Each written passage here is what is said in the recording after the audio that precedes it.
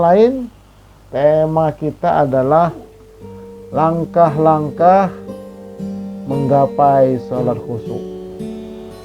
Ya, jadi ada langkah-langkahnya, ada step-stepnya.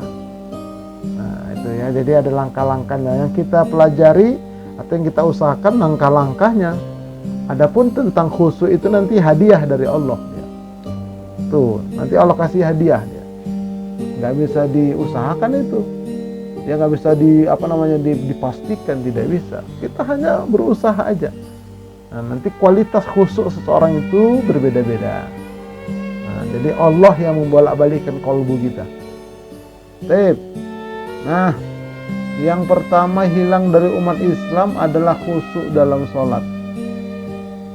Ini disebutkan dalam hadis. Qala sadaqa Abu Darda, in syi'ta la uhaddithannaka bi awwali ilmin yurfa'u minan nas al-khusyu' yushiku an tadkhula masjidal jamaah fala tara fihi rajulan khashi'a. Abu Darda berkata, telah bersabda Rasulullah SAW, yang pertama kali diangkat dari umat Islam, dari manusia umat Islam adalah khusyuk dalam sholat. Jika engkau masuk masjid mendapati orang-orang sedang sholat berjamaah, maka engkau tidak melihat di situ seorang pun yang khusyuk di dalam sholatnya. Wah, sampai begitu kata Nabi. Nanti di akhir zaman itu banyak orang rajin berjamaah, tapi nggak satu pun khusyuk mereka dalam sholatnya. Wah, ngeri. Jadi jangan sampai kita seperti itu. Kita rajin ke masjid, ternyata kita termasuk yang tidak khusyuk.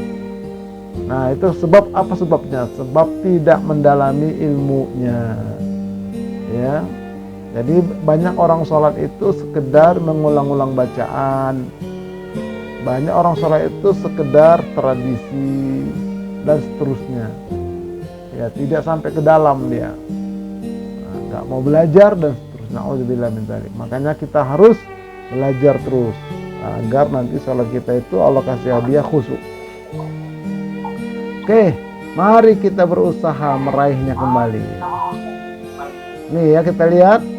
Yang pertama, langkah pertama agar sholat kita itu bisa khusyuk, ya, ada, yaitu harus kita lakukan, persiapkan sebelum menegakkan sholat. Coba ya, bisa di off dulu. Sebagian di off. Coba tuh. Saleha Lubis di off coba. Sama Pak Haji Rasdinal itu di off. Oke. Nah, kemudian Salehah coba di off.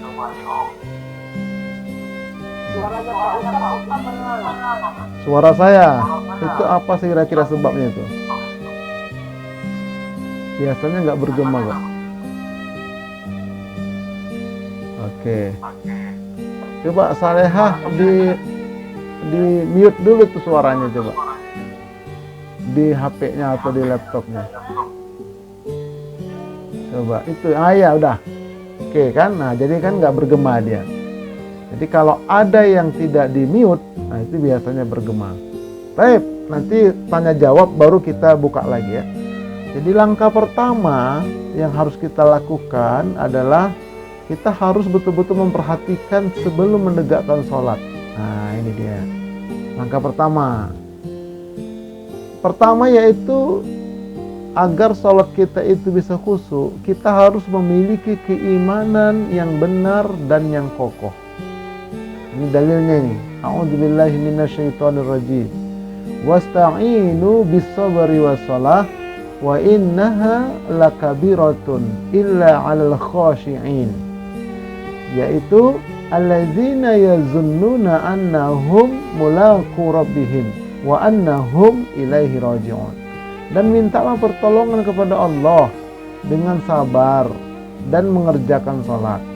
Dan sesungguhnya yang demikian itu sungguh berat kecuali bagi orang-orang yang khusyuk, yaitu orang-orang yang meyakini bahwa mereka akan menemui Tuhannya dan bahwa mereka akan kembali kepadanya. Nah ini jadi yang pertama sebelum kita sholat itu, sebelum takbiratul ihram bahkan ya sebelum waktu, jadi kita harus betul-betul punya akidah, keimanan, keyakinan yang kokoh, yang benar, yang lurus. Nah ini contohnya nih, ketika kita mau sholat isya, jiwa kita itu ngomong, jangan-jangan ini sholatku sholat yang terakhir, nanti subuh mungkin aku nggak bisa sholat lagi nih. Nah, begitupun nanti mau sholat subuh, nah, jiwanya ngomong lagi akidah imannya, jangan-jangan ini sholat subuhku yang terakhir, nanti zuhur aku nggak sholat lagi.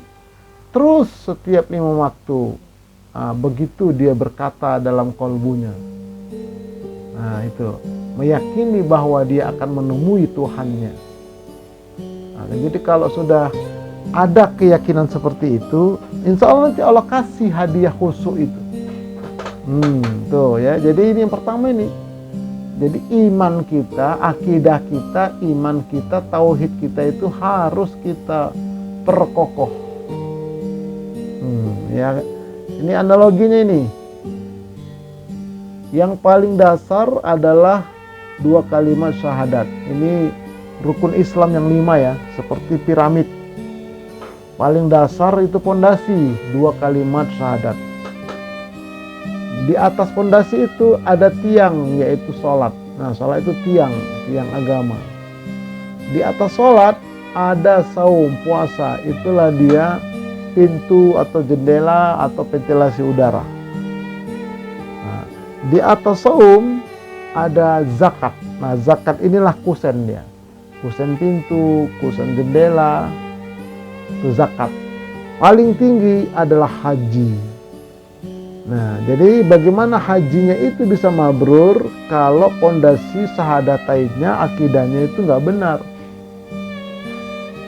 Nah, kayaknya seperti tadi itu, orang sholat dia di masjid, kamu nggak berdapati seorang pun yang khusus sholatnya dalam masjid. Kenapa? Karena akidahnya nggak benar, akidahnya nggak lurus, akidahnya nggak bersih, syahadatnya itu. Begitupun haji. Makanya menurut sebagian ulama kekhususan, ya, setiap tahun itu orang pergi haji itu, haji yang diterima itu tidak lebih dari 0,05%. Nah itu, banyak kan yang nggak diterima. Yang diterima itu hanya 0,05%. Kenapa bisa begitu? Karena hajinya itu tidak berdasarkan syahadat atau akidah yang benar. Sholatnya pun akidahnya nggak benar mereka, makanya nggak dapat apa-apa sholat. Puasa, zakat juga begitu. Makanya Nabi menanamkan akidah ini, syahadatain kan 13 tahun di Mekah. Belum ada sholat, belum ada puasa. Akidah terus. Nah, baru sampai di Madinah. Ada sholat lewat Isra Mi'raj itu. Ada puasa, ada zakat, dan ada haji. Tuh, jadi intinya apa? Akidah, iman, tauhid itu harus diperkuat. Nah, ini ya sejarahnya ini. Oke. Nah, jadi begini, ada 3 istilah. Ada akidah, ada iman, ada tauhid. Nah, ini beda-beda nih. Akidah itu untuk orang muslim, makanya akidah Islam. Iman itu untuk orang mukmin, rukun iman yang 6. Tauhid untuk orang mutakin.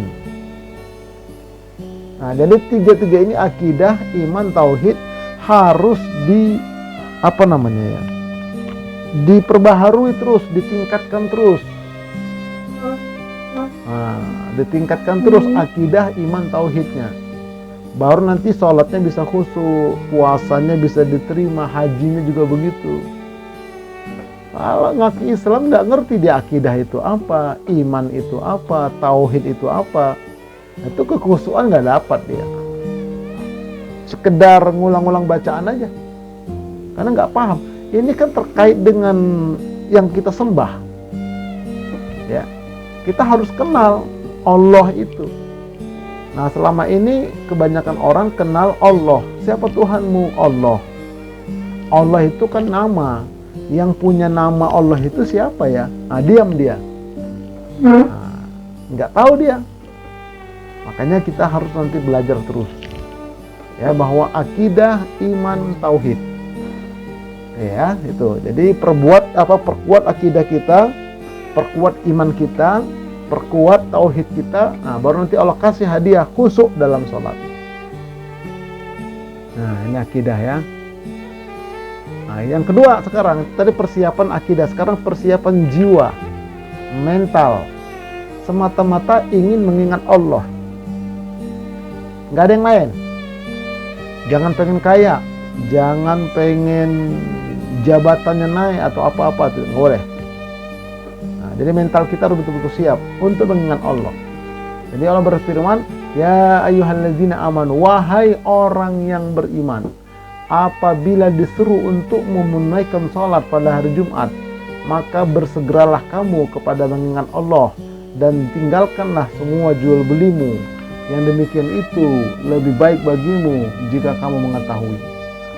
Nah ini, jadi ya artinya apa? Artinya mentalnya siap, jiwanya siap. Karena kalau ada orang mau sholat itu jiwa belum siap, mental belum siap, akhirnya apa yang terjadi? Ya sekedar sholat aja lah, nggak ada perubahan dalam dirinya. Nah, jadi oleh karena itu kita harus siap mental. Artinya, wah ini sudah bentar lagi masuk waktu ini. Nah, udah siap dia. Karena kebanyakan orang Islam itu sholat injury time, di ujung-ujung waktu. Ada yang seperti itu sholat. Na'udzubillah min dzalik. Jadi kalau orang mau khusus sholatnya, ini langkah yang kedua, ya langkah pertama bagian kedua. Sebelum sholat, jiwanya harus siap. Sama orang mau bertanding bulu tangkis sama lawan, lawannya ini kuat, kita harus siapkan jiwa kita, jangan sampai jiwa kita itu down. Tuh, harus siap.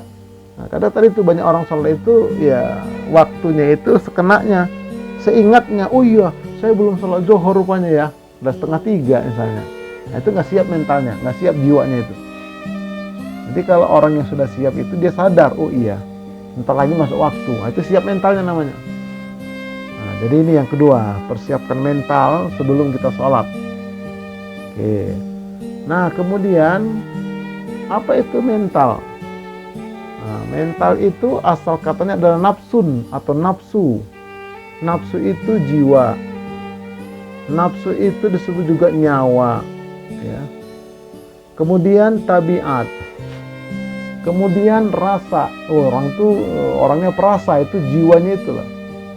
Kemudian mental, dia mentalnya seperti itu, mentalnya itulah jiwanya itu.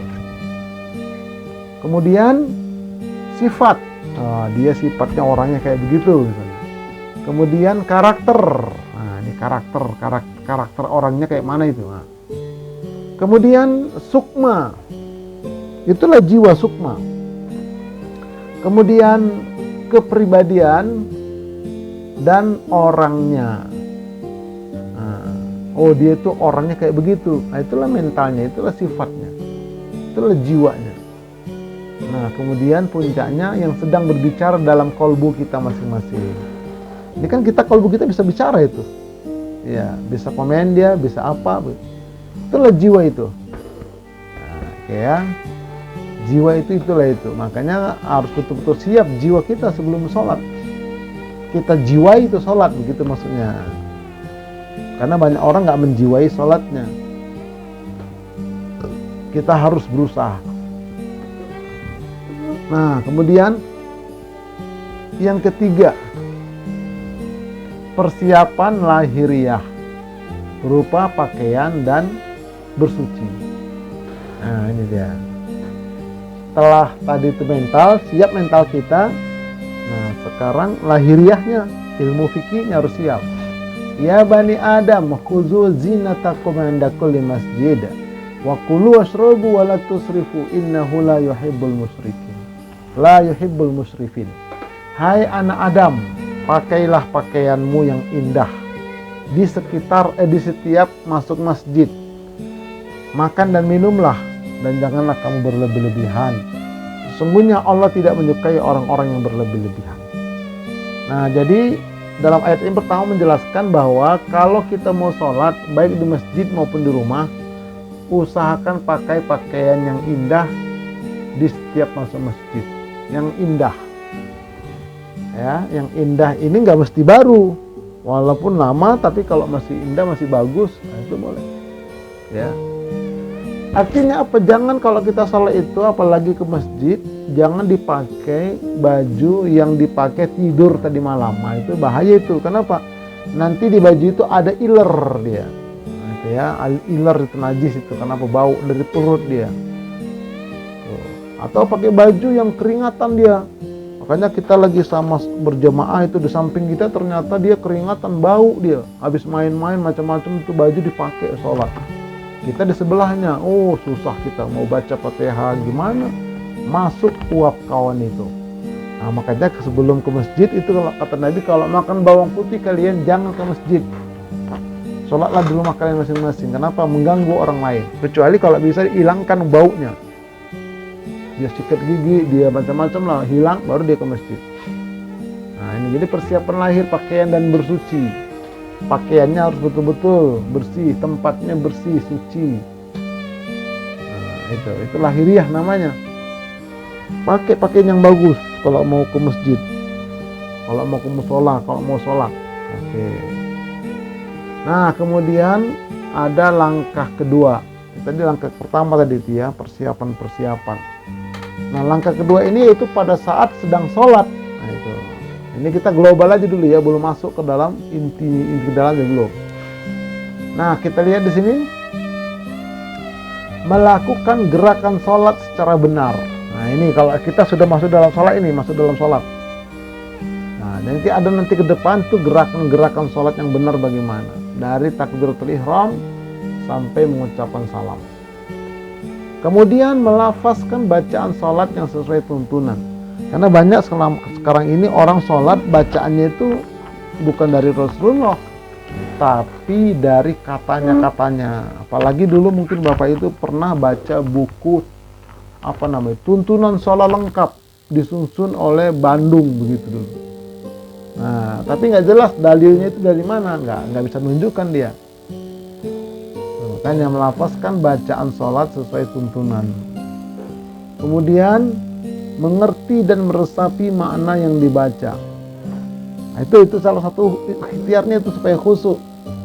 Jadi mulut kita baca, pikiran dan jiwa kita itu meresapi.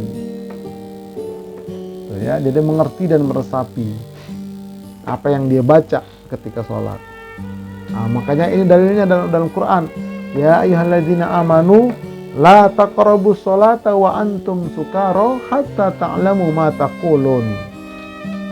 Hai orang-orang yang beriman, janganlah kamu sholat sedangkan kamu dalam keadaan mabuk, sehingga kamu mengerti apa yang kamu ucapkan.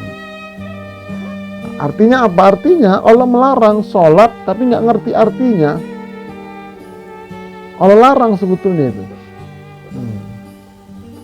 Orang sholat tapi nggak ngerti dia makna yang dibaca, itu terlarang. Ini dasarnya ini. Sehingga kamu mengerti apa yang kamu ucapkan sampai kamu sadar baru sholat lagi. Oke ya. Jadi ini langkah yang kedua. Nah kemudian kalau langkah yang ketiga itu pada saat setelah sholat. Ya, dari assalamualaikum warahmatullahi ke kanan, assalamualaikum ke kiri gitu. Nah itu ada amalan lagi di situ. Ada amalan dia. Nah, itu yaitu berzikir setelah sholat. Fa idza qudiyatis sholatu fantashiru fil ardi wabtaghu min fadlillahi wa dzkurullaha katsiran la'allakum tuflihun. Apabila telah digunakan, apabila telah ditunaikan sholat, maka bertebaranlah kamu di muka bumi dan carilah karunia Allah dan ingatlah Allah banyak-banyak supaya kamu beruntung. Nah, jadi sini maksudnya suruh ingat Allah banyak-banyak itu, ya. Habis sholat nggak boleh kita langsung jalan, Allahumma lantas jalan, jangan. Habis sholat duduk dulu, zikir dulu. Zikir yang diajarkan Rasulullah SAW, zikir ba'da sholat namanya. Kan ada kadang-kadang orang gitu berjamaah dia, taat banget nampaknya. Begitu salam kanan kiri, langsung dia jalan. Nah, itu nggak boleh. Ya, nggak boleh. Nah, kemudian jangan seperti orang munafik. Jadi kan Allah berfirman, innal munafiqina yukhadi'una Allah wa huwa khadi'uhum. Wa idza qamu ila salati qamu kusala yura'una an-nas wa la yadhkurunallaha illa qalila. Sesungguhnya orang-orang munafik itu ingin menipu Allah, dan Allah akan membalas tipuan mereka. Dan apabila mereka berdiri untuk sholat, mereka berdiri dengan malas. Itulah orang munafik. Orang munafik itu kalau mau berdiri malas dia. Mereka bermaksud untuk dengan sholat itu di hadapan manusia, bermaksud riya, pamer kebanyakan mereka. Dan tidaklah mereka menyebut nama Allah kecuali sedikit. Nah itu. Jadi habis sholat dia nggak zikirnya nggak banyak, cuma sedikit. Nah terpergi, datang lagi. Ya kelihatannya bagus sholat berjamaah, tapi zikirnya dia enggak. Padahal itu adalah amalan yang merupakan yang merupakan ikhtiar setelah sholat. Ya, jadi kita harus banyak berzikir, zikir ba'da sholat. Ada itu dicontohkan oleh Rasulullah SAW. Nah, kemudian ibadah setelah sholat itu baru kita implementasikan nilainya sholat dalam kehidupan. Artinya apa? Praktekkan dia isi daripada Al-Quran, isi daripada sholat itu. Ya, isi daripada sholat itu dia praktekkan. Ketika dia mengatakan iyyaka na'budu, hanya kepada Engkau kami menyembah, wa iyyaka nasta'in, hanya kepada Engkau kami minta tolong. Jadi nyembahnya ke Allah, minta tolongnya ke Allah, menggantungkan harapan pun ke Allah, berlindungan pun ke Allah. Nah itu jadi dia buktikan. Karena banyak orang sholat dia mengatakan iyyaka na'budu wa iyyaka nasta'in, tapi begitu dia selesai sholat, itu dia pergi ke para orang tidak normal, misalnya pergi ke Gunung Kawi misalnya, atau ke Gunung Pemijahan umpamanya. Nah itu berarti dia tidak praktekkan nilai sholat dalam kehidupan. Na'udzubillahi min dzalik. Nah ini dulu mungkin ya. Wallahu a'lam bishawab. Jadi sebagai pengantar dulu. Nanti kita akan dalami lagi tuh. Itu baru garis besar ya, tentang bagaimana langkah kita untuk supaya sholat kita itu menjadi sholat yang khusyuk. Tapi sekali lagi, sholat khusyuk itu adalah hadiah dari Allah. Ya, kita hanya bisa berikhtiar, berdoa bersungguh-sungguh. Nanti Allah yang akan memberikan hadiah khusyuk itu. Wallahu a'lam bishawab. Ya.